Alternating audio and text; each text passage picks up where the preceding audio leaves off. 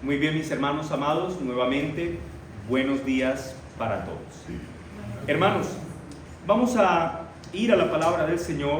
Esta mañana estaremos retomando nuestra exposición sistemática de Segunda de Timoteo, y el día de hoy estaremos leyendo Segunda de Timoteo capítulo 3, versículo 1 hasta el versículo 9, que fue el texto que leyó hace un momento nuestro hermano.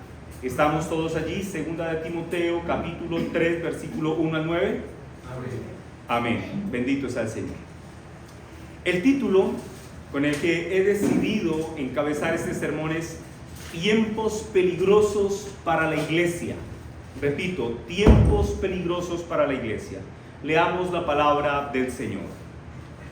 También debes saber esto, que en los postreros días vendrán tiempos peligrosos, porque habrá hombres amadores de sí mismos, ávaros, vanagloriosos, soberbios, blasfemos, desobedientes a los padres, ingratos, impíos, sin afecto natural, implacables, calumniadores, intemperantes, crueles, aborrecedores de lo bueno, traidores, impetuosos, infatuados, amadores de los deleites más que de Dios, que tendrán apariencia de piedad, pero negarán la eficacia de ella. A estos evita, porque de estos son los que se meten en las casas y llevan cautivas a las mujercillas cargadas de pecados, arrastradas por diversas concupiscencias.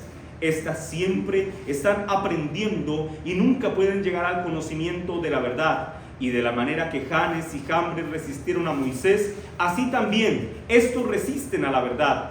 Hombres corruptos de entendimiento, reprobos en cuanto a la fe, mas no irán más adelante, porque su insensatez será manifiesta a todos, como también lo fue la de aquellos. Amén. Lo que tenemos en el texto que acabamos de leer, mis amados hermanos, es una seria predicción en relación a la gran apostasía que tomará fuerza en lo que nuestro texto define como los últimos días. Pero antes de sumergirnos, mis hermanos, en entender esta predicción o este anuncio profético de esta apostasía creciente y de entender sus características, conviene que recordemos cómo termina Pablo el capítulo 2. Recordemos que en el capítulo 2, el versículo 24, el apóstol Pablo le escribe a Timoteo las siguientes palabras. Capítulo 2, versículo 24 en adelante. Porque el siervo del Señor no debe ser contencioso. Pablo le está escribiendo esto a un pastor de una iglesia que es Timoteo, al pastor de la iglesia de Éfeso, y le dice: mira, Timoteo, el siervo de Dios no debe ser contencioso, sino más bien que debe ser amable para con todos, apto para enseñar, sufrido, que con mansedumbre corrija a los que se oponen, por si quizá Dios les conceda que se arrepientan para conocer la verdad y escapen del lazo del diablo en que están cautivos a voluntad de él. En resumidas cuentas, el apóstol Pablo finaliza el capítulo 2 de la segunda epístola diciéndole a Timoteo que para que sea un buen pastor, él tiene que ser un hombre amable, tiene que ser un hombre paciente y tiene que ser un hombre que aún a sus adversarios trate con suavidad.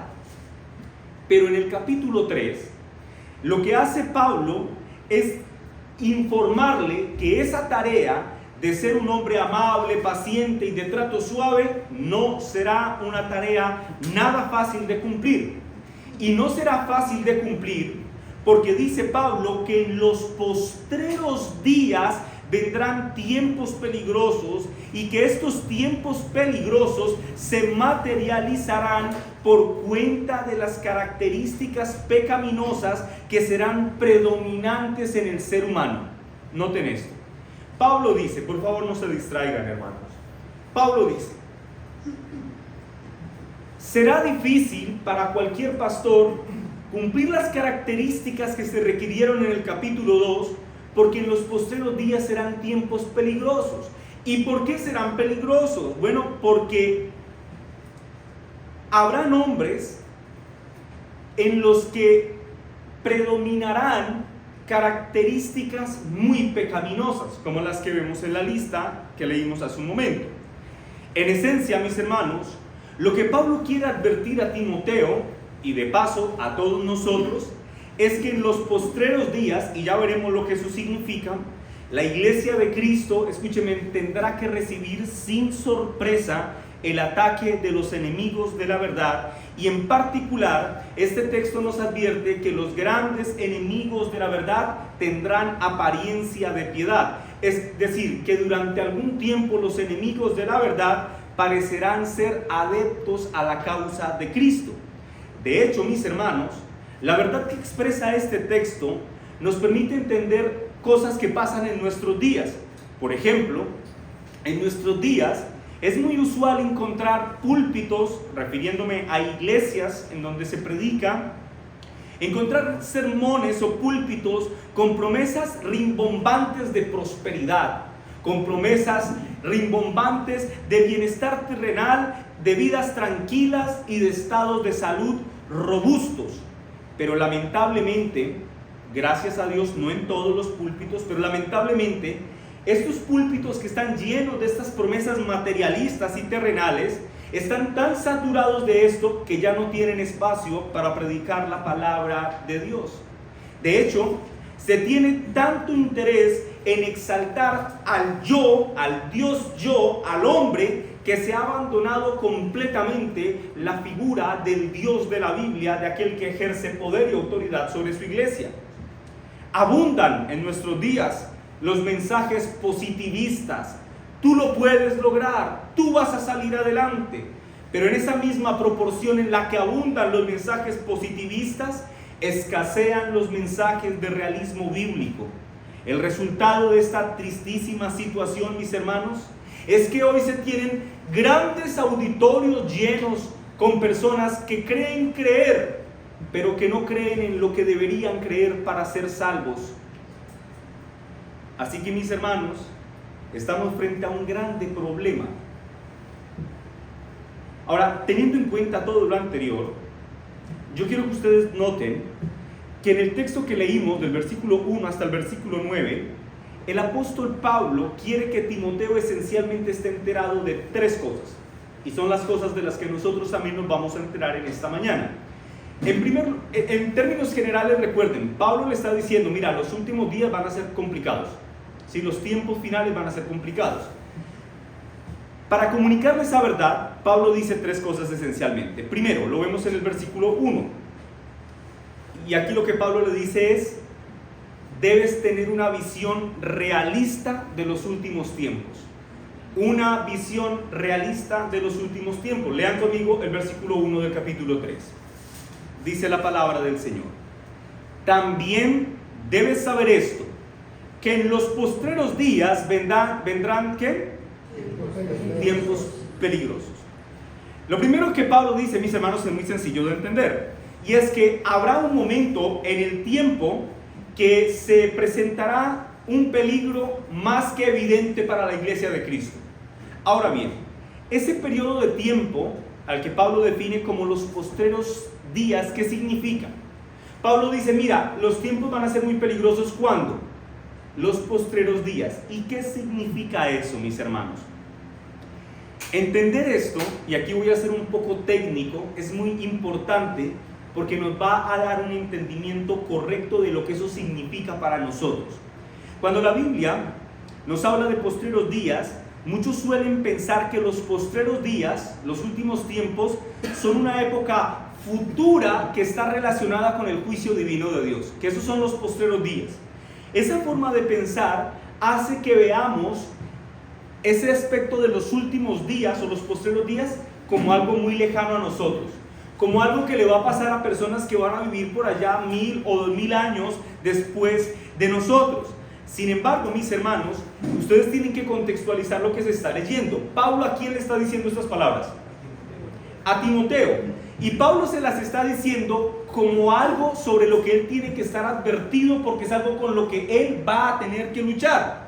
Así que sería una necedad pensar que Pablo le estaba diciendo a Timoteo que se preparara para enfrentar a grandes enemigos en los últimos días, si en realidad él nunca los iba a tener que enfrentar porque iban a existir en el futuro. ¿Me entienden? ¿Entienden lo que eso significa? Entonces, lo que tenemos claro, mis hermanos, de acuerdo a la información que tenemos por lo menos hasta este momento, es que los postreros días, sea lo que sea que eso signifique, era algo en lo que Timoteo ya estaba viviendo. ¿Vamos ahí todos? Pablo dice, en los postreros días, pero es algo a lo que Pablo advierte a Timoteo que tendría que enfrentar ya. Así que, por lo menos hasta este punto sabemos que los postreros días era algo que estaba ocurriendo en los días en los que Timoteo estaba viviendo. Ahora, quiero que rápidamente, los de Biblia rápida, vayan en sus Biblias a Isaías, capítulo 2, versículo 2, y lean conmigo la palabra del Señor. Dice Isaías 2:2: acontecerá en los postreros días. ¿Cuándo? En los postreros días, que será confirmado el monte de la casa de Jehová como cabeza de los montes, y será exaltado sobre los collados, y correrán a él todas las naciones. Esta expresión veterotestamentaria, si se lee en su contexto, nos enseña que esta expresión en relación a los últimos días tiene que ver con una era de tiempo que se inicia con la aparición del Mesías, es decir, de la simiente de la mujer de Génesis 3:15. ¿Cuándo se inician los postreros días? Bueno, Isaías dice, cuando el Mesías aparezca en escena. Pero el Nuevo Testamento también nos certifica esto. En Hechos 2:17 la palabra del Señor dice, aquí este es el sermón que Pedro da después del Pentecostés, dice Hechos 2:17, en los postreros días, dice Dios, derramaré mi espíritu sobre toda carne. Pero aquí está recordando la profecía de Joel, ¿recuerdan?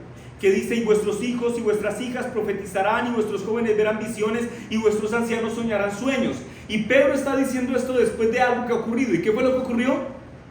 El derramamiento del Espíritu Santo en Pentecostés. O sea, Pedro está diciendo, mira, este es el día en el que inician los postreros días.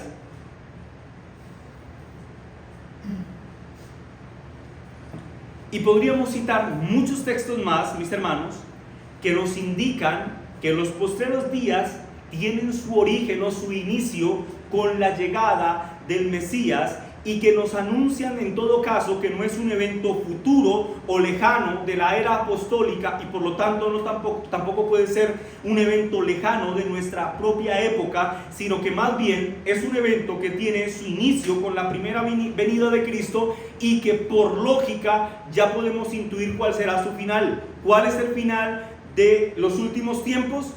Pues la segunda venida de Cristo, porque después de los últimos tiempos, ¿qué acontecerá?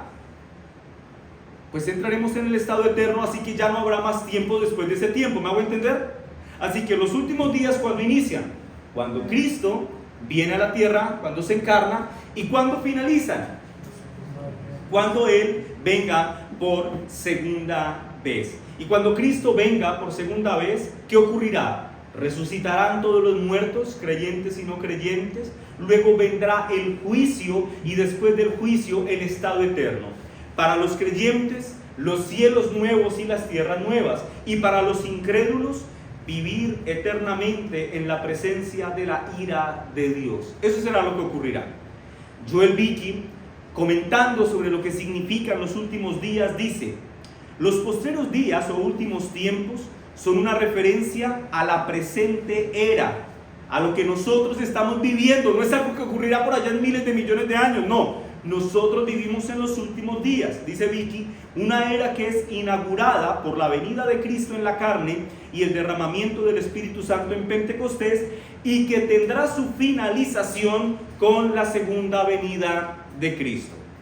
Ahora, mis hermanos, ¿por qué me he tomado el tiempo de hacer como esta explicación escatológica de lo que significa los últimos días? Porque es muy importante, mis hermanos, es muy importante que se entienda, ya que muchas personas con un entendimiento escatológico un poco desviado de la realidad bíblica suelen pensar que los últimos días tienen que ver con una era pacífica, una era de paz, y una era en la que la iglesia vivirá libre de cualquier molestia, en un milenio en el que predominará la paz sobre la tierra. Pero contrario a eso, muy contrario a eso, mis hermanos. Nuestro texto de estudio y otros más nos afirman que en los postreros días los creyentes tienen que saber y tienen que prepararse para las dificultades que enfrentarán en esos tiempos. Y ustedes podrían pensar, pastor, ¿y quién podría pensar que en los postreros días las cosas serían más fáciles? Porque la Biblia es clara que serán más complejos. ¿Quién podría pensar esto? Mira lo que Calvino responde al respecto. Dice Calvino: pensar que los últimos días serán más fáciles se debe a la común fantasía de que las cosas irán mejorando. Porque anteriormente los profetas, al hablar del reino de nuestro Señor Jesucristo, dijeron que todas las cosas serían asombrosamente reformadas, que el mundo obedecería a Dios, que su majestad sería adorada por los encumbrados y los humildes, que toda boca cantaría sus alabanzas y que toda rodilla se doblaría delante de Él. En suma, cuando escuchamos tales promesas, pensamos que debemos estar en un estado de santidad angelical, ahora que Cristo ha aparecido. Muchos en su errónea fantasía, dice Calvino, llegaron a la conclusión que desde la venida del Redentor, nada sino correctísimas virtudes y modestias imperarían, y que todo estaría tan perfectamente controlado que no habría más vicios en el mundo. Finaliza Calvino diciendo. En síntesis, el propósito de Pablo en el anuncio de esta predicción, que dice que los últimos días serán más complejos, hermanos, tiene entonces que ver con nosotros. ¿Para qué nos quiere informar que los últimos días serán más complejos? Pues para que con diligencia la iglesia de Cristo se prepare, para que la iglesia de Cristo no se descuide, para que la iglesia de Cristo no baje la guardia.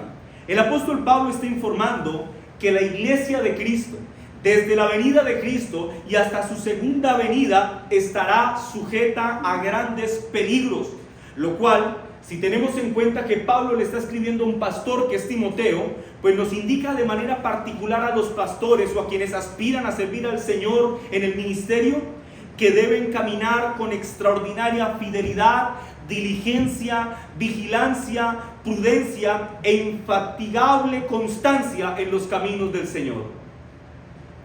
Es como si el apóstol Pablo le dijera a Timoteo y a la iglesia en general de Cristo en alta voz lo siguiente: prepárate, no te descuides, pues vendrán arduos y terriblemente desesperados combates con los que tendrás que lidiar.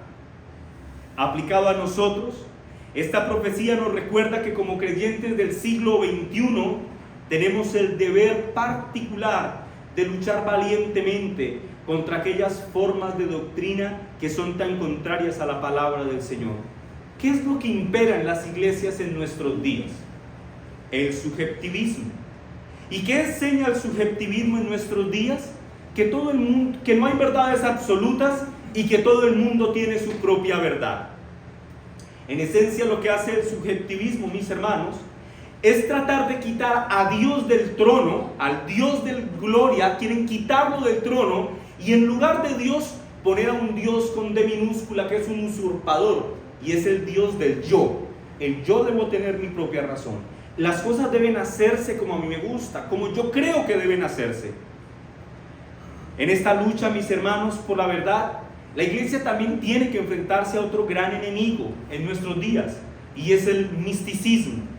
El misticismo busca determinar lo que es cierto respecto a Dios por medio de la intuición, por medio de los sentimientos, y en la gran mayoría de los casos buscan determinar lo que es correcto por medio del pragmatismo.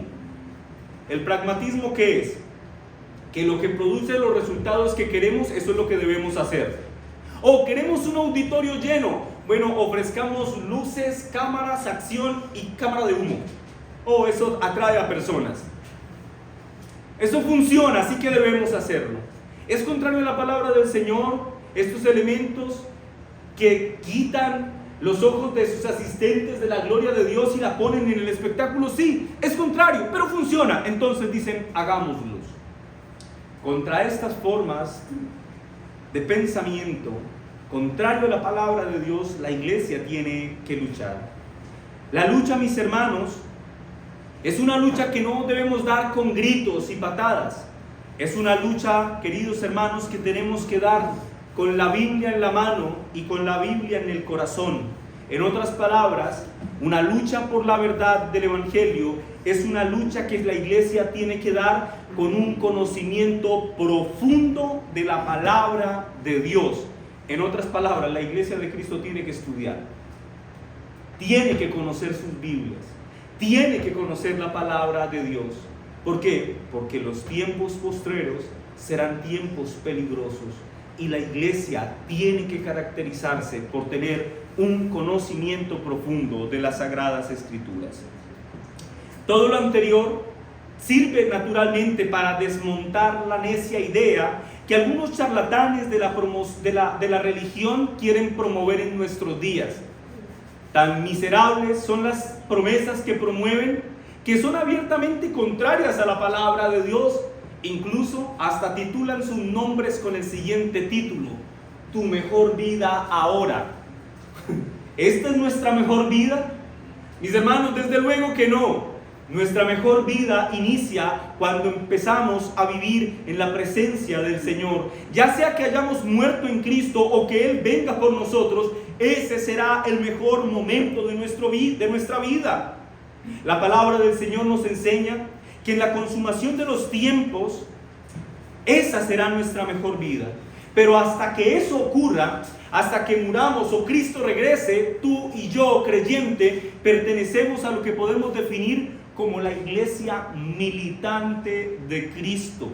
Una iglesia que diligentemente se defiende de los ataques del enemigo, al mismo tiempo que lanza azonadas contra aquel que quiere estorbar el avance del reino de Cristo.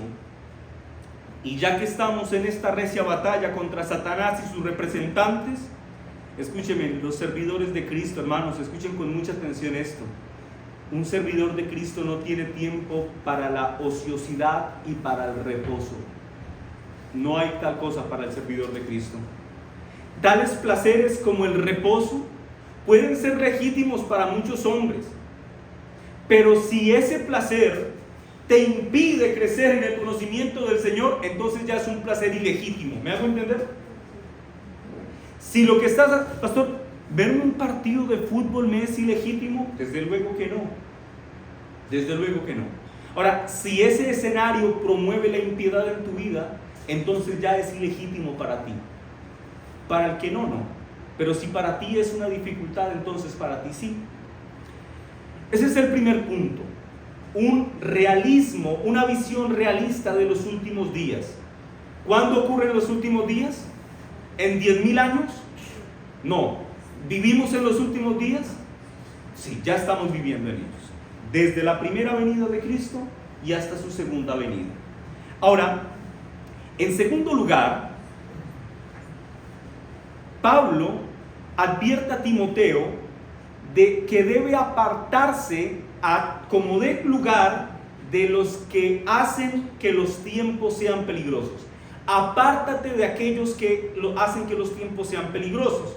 Y esto lo vemos en el versículo 2 hasta el versículo 8. Leamos la palabra del Señor.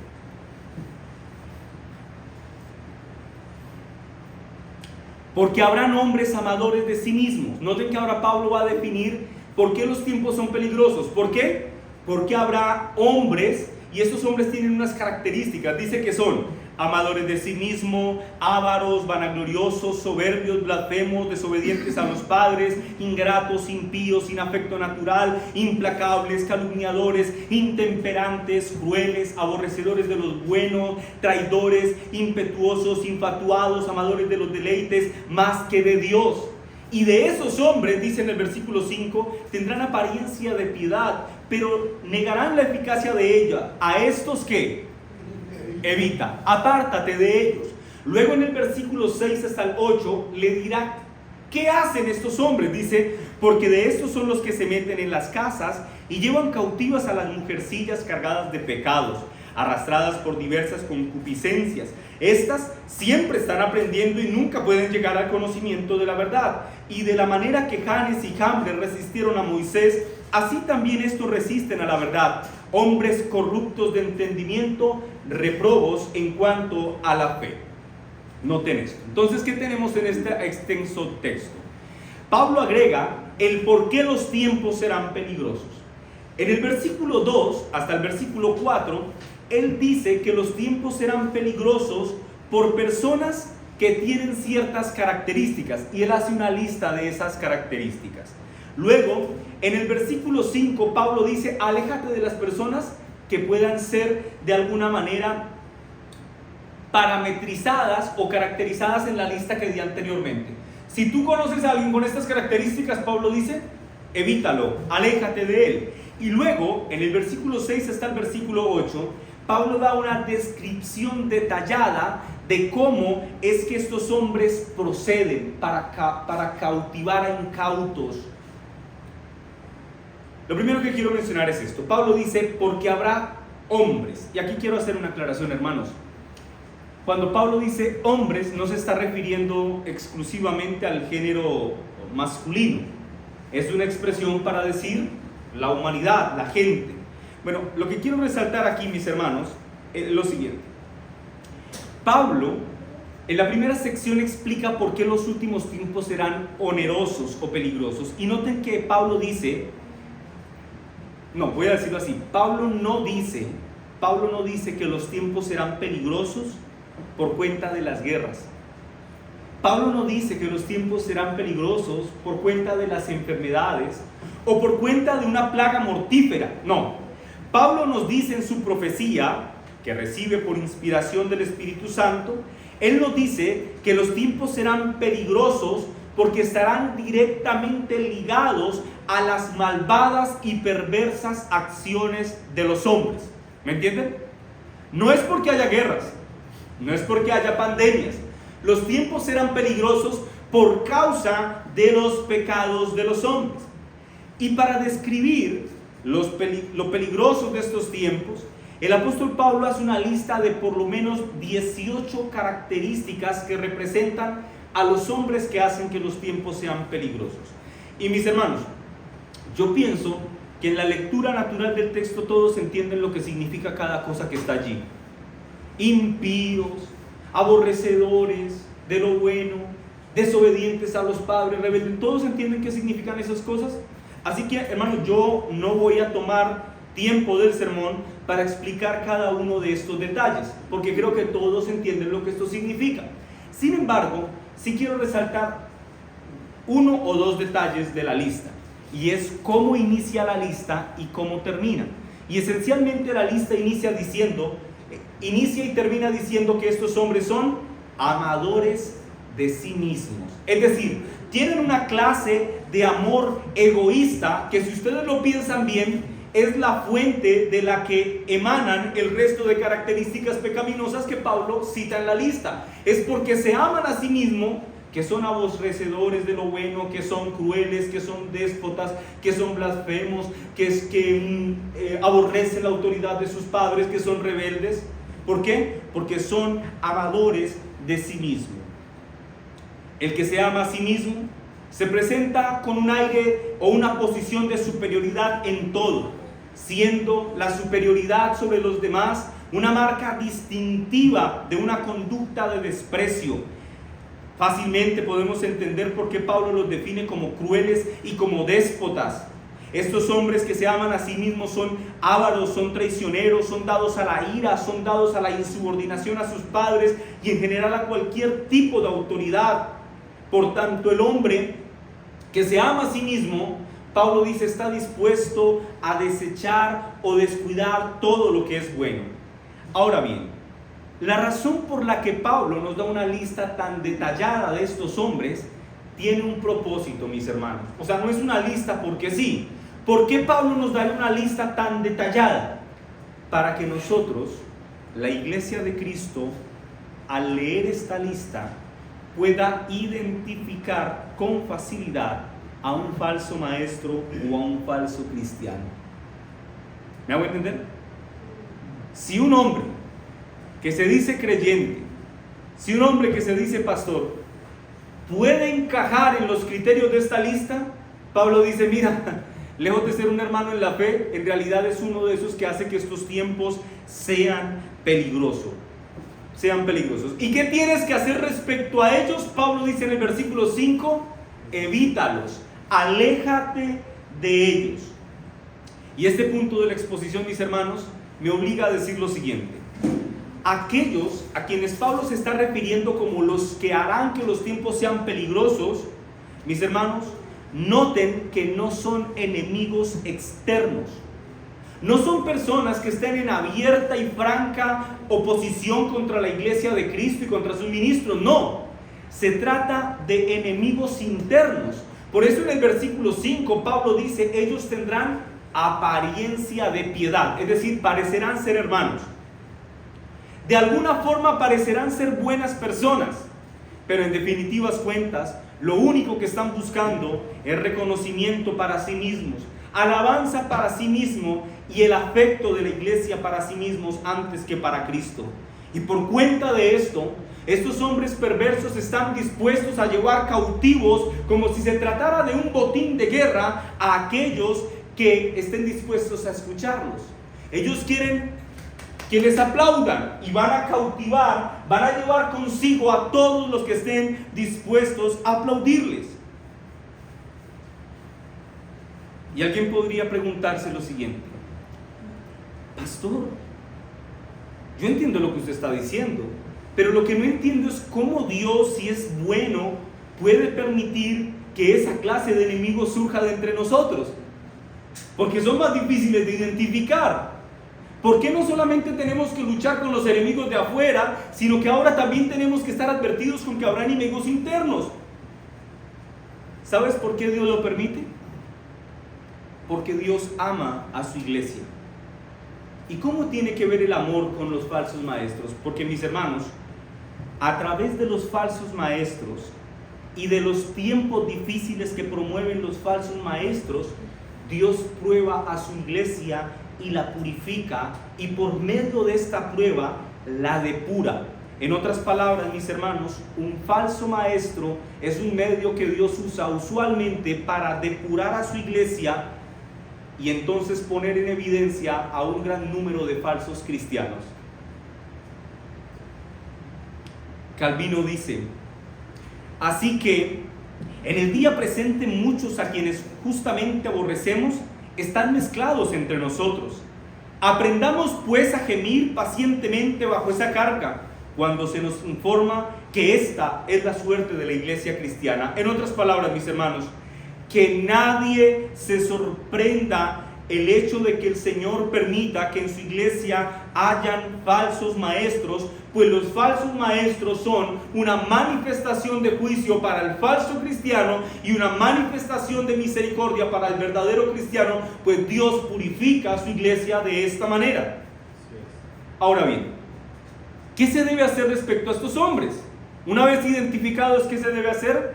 El versículo 5 dice: evítalos.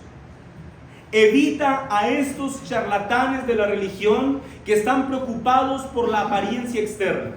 Evita a estos impostores, a estos farsantes que se han enmascarado de líderes cristianos, a estos que afirman que son fieles siervos de Cristo, que son maestros doctos de la palabra. Evítalos, porque en realidad son siervos de Satanás y promotores de las mentiras. Y frente a estos individuos, los cristianos no debemos sentir curiosidad. No debemos sentir curiosidad por sus doctrinas ni por los criterios con los que ellos dicen vivir. Amados hermanos, escúchenme con atención. Sin importar cuán convincente pueda parecer una idea falsa, o cuán sincero y atractivo pueda parecer un falso maestro, escúchame, los verdaderos creyentes debemos obligarnos a evitarlos por más simpáticos que parezcan. Muchos, fundamentados en la torpe idea de una hipercuriosidad, interesados en ir más allá de lo que debemos saber, dicen: yo quiero conocer el detalle de su doctrina. Pero así, como cuando a nuestras manos llega un billete, ¿han visto esos billetes que ustedes lo ponen para ver la marca de agua y el muñequito de fondo aparece haciendo así. Uno dice, este billete es que está re falso, ¿cierto? ¿Usted qué hace? ¿Se pone a mirarle todos los detalles de la falsedad? No, usted mira, y si el muñequito que debe estar así, sale haciéndole así, usted dice, este billete está falso. ¿Tiene sentido que se ponga a mirarle las demás características para determinar si es bueno o no? No, mis hermanos, por más que las otras cosas parezcan una buena falsificación, es falso. Y como es falso, no tiene sentido que ocupemos nuestro tiempo en tratar de entender su falsedad. ¿Me hago entender? Contrario a esto, mis hermanos, los creyentes debemos ocupar nuestro esfuerzo intelectual no en conocer la falsedad, sino en empapar nuestras mentes con la verdad de la palabra del Señor. Ahora noten esto. En el versículo 6 hasta el versículo 8, Pablo nos dice cosas que los falsos maestros hacen.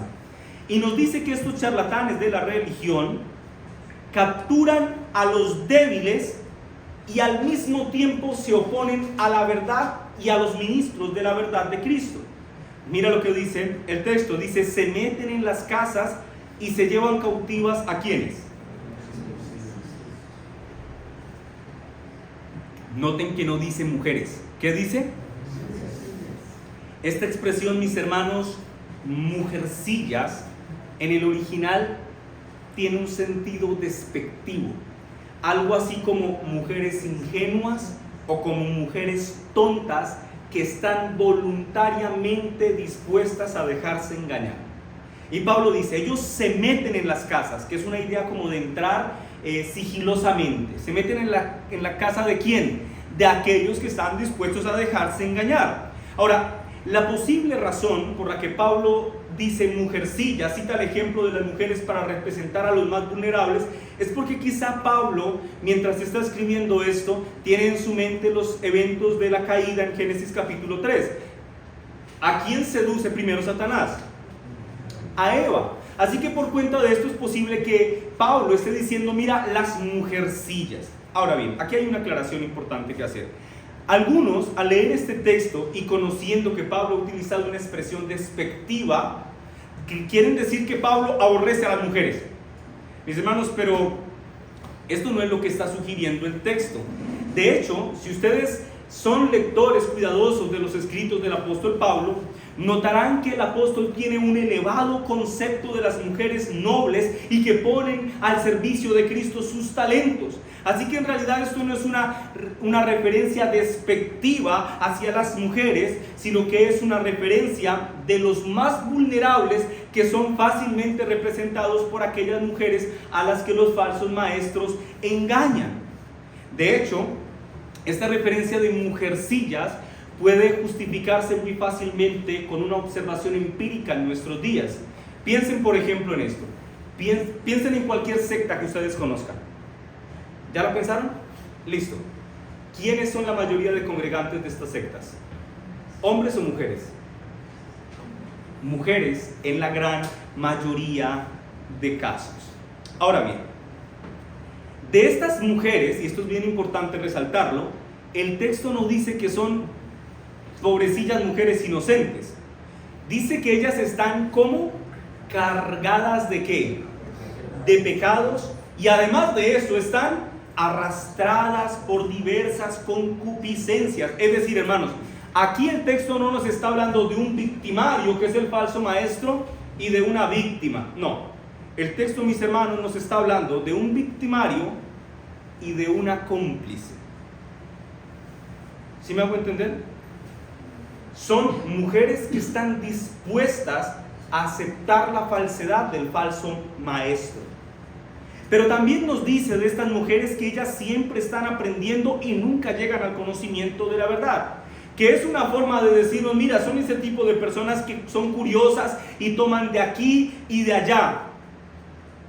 Leen el tarot, creen en los ángeles, tienen la piedrita de, ¿cómo se llama eso? De cuarzo para alejar las malas energías, pero al mismo tiempo son cristianas devotas.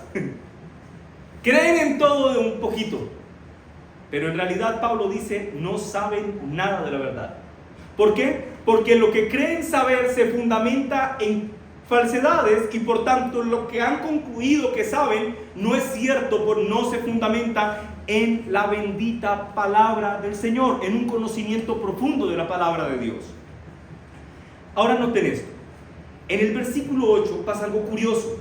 Pablo dice: de la manera que Janes y Jambres resistieron a Moisés, así también estos resisten a la verdad, hablando de los falsos maestros, hombres corruptos de entendimiento, reprobos en cuanto a la verdad. Pregunta: ¿cuántas veces ustedes en la Biblia han leído el nombre de Janes y Jambres? ¿En qué otra parte están estos nombres?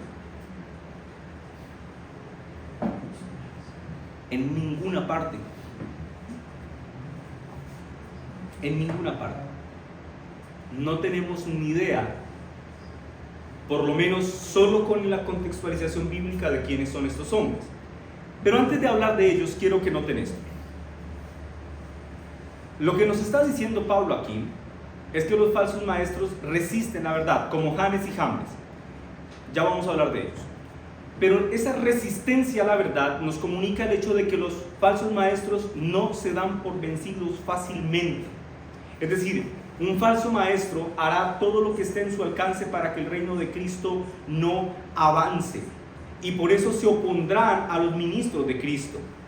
Estos hombres a quienes menciona el texto, Janes y Jambres, de acuerdo a la tradición judía, no al texto bíblico, sino a la tradición judía, eran dos magos de los que se presentaron frente a Moisés y Aarón cuando Moisés le dijo a Faraón: deja ir al pueblo de Dios, deja ir a mi pueblo. Esa es la razón de Dios, deja ir a mi pueblo.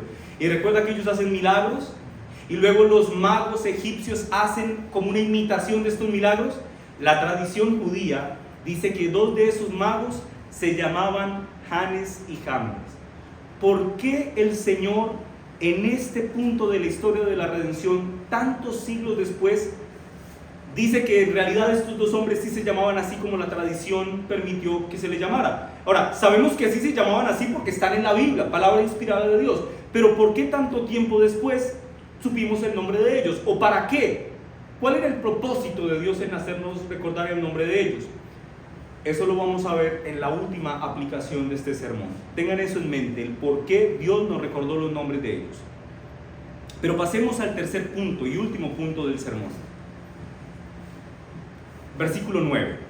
Yo he titulado a este punto Palabras de consuelo para el creyente, o palabras de necesario consuelo para el creyente. Dice el versículo 9: mas no irán más adelante, porque su insensatez será manifiesta a todos, como también lo fue la de aquellos, la de Janes y Jambres.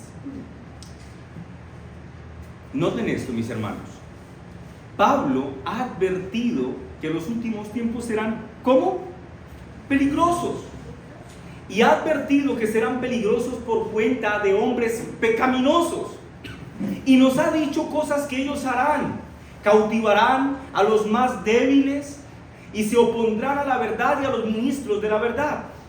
Y el escenario parece desolador. Pero en el versículo 9, como es usual en los escritos del apóstol Pablo, después de que da una exhortación o después de que da una advertencia, como ha sido este el caso, el apóstol Pablo concluye dando una expresión de ánimo para la iglesia de Cristo. Y en esencial, mis hermanos, lo que el apóstol Pablo dice en el versículo 9 es que Timoteo y tú y yo, hermano, debemos continuar firmemente en la lucha, pues tenemos la segura esperanza de que la victoria está en nuestras manos porque Cristo ha vencido. Eso es lo que indica el versículo 9. Que aunque los falsos maestros causen malestar, que aunque causen dolor, debemos tener por cierto esto, que no irán más adelante. Es decir, Dios promete que al cabo de un tiempo los falsos maestros serán avergonzados, serán arruinados. Es como si el Señor nos recordara que cuando veamos la oposición de Satanás, que cuando veamos que la verdad de Dios ya no quiere ser recibida por los hombres, y más bien veamos cómo los hombres perversos refuerzan sus esfuerzos para atacar la verdad, Pablo dice, inspirado por el Espíritu Santo, es decir, Dios nos dice, no pierdan la esperanza. No pierdan la esperanza. Creyente que me escuchas, tú debes saber que Dios ha puesto un límite a las acciones de Satanás y de sus secuaces, y que sus límites están perfectamente definidos por la mano soberana de nuestro Dios, y que por tanto, aunque los tiempos sean recios y los ataques sean incesantes, tú debes saber que la iglesia de Cristo siempre saldrá triunfante. Así que soporta con paciencia, confiando en tu Señor. Sin importar cuán peligrosos sean estos tiempos, recuerda el resultado final. El resultado final será favorable para los escogidos de Dios. Aunque no te guste la idea de una lucha incansable, aunque nos parezca desgastante y frustrante, aunque parezca que la verdad de Dios está a punto de perecer completamente, tú, amado hermano, debes esperar fielmente la defensa de nuestro buen Dios. Dios, mis hermanos amados, cuida a su iglesia. Aunque las circunstancias parezcan adversas, el Señor no ha quitado los ojos ni un solo instante de su amada esposa. Y no pasará jamás.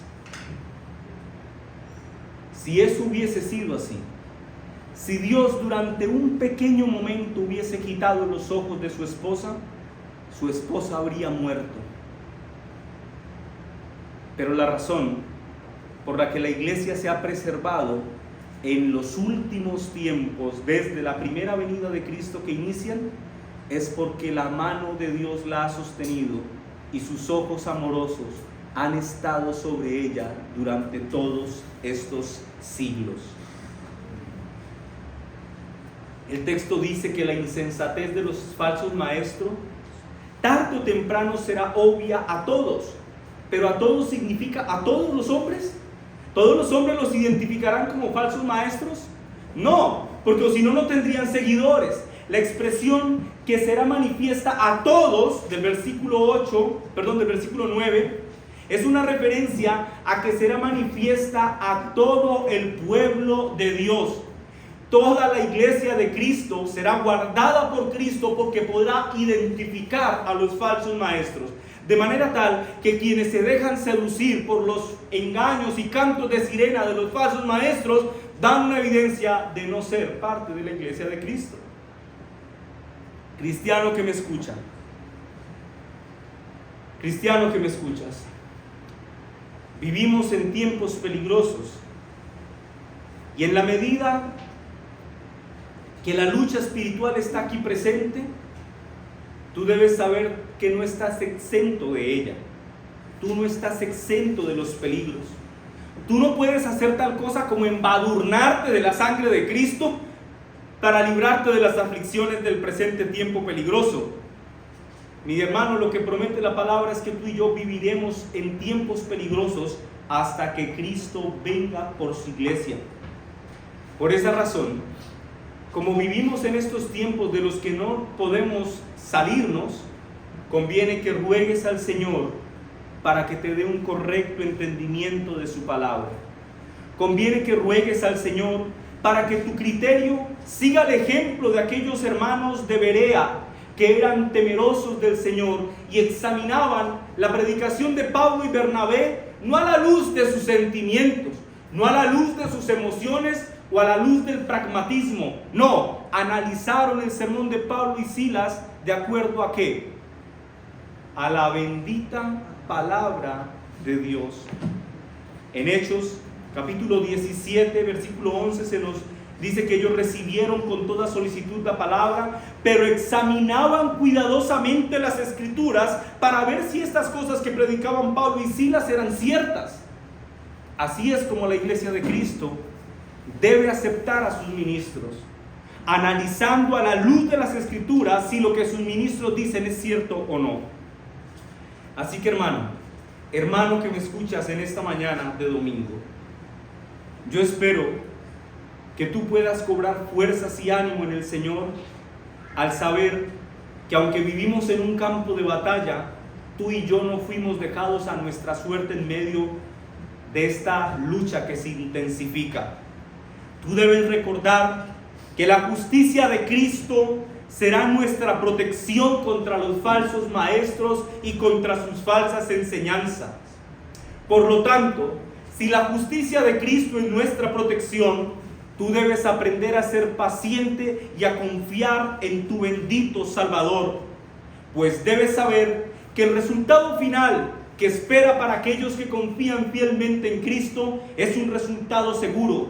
Y el resultado es este, hermano: la victoria le pertenece a Cristo y por lo tanto le pertenece a todos aquellos que están unidos a Él por medio de la fe. Y aunque estés en medio del campo de batalla, y aunque vivas en los tiempos peligrosos, un día descansarás. Y un día, como oraba nuestro hermano al inicio de este culto, un día le veremos cara a cara, sea lo que sea que eso signifique, hermanos, que es algo glorioso que seguramente nosotros no podemos entender acá. Pero un día estaremos en la presencia de nuestro Dios, seguros en Él por siempre y para siempre. Pero mientras ese día llega, escúchame, creyente, es tu responsabilidad permanecer fiel a Cristo hasta el final. Quiero dar una conclusión final. Vayan al versículo 8, mis hermanos.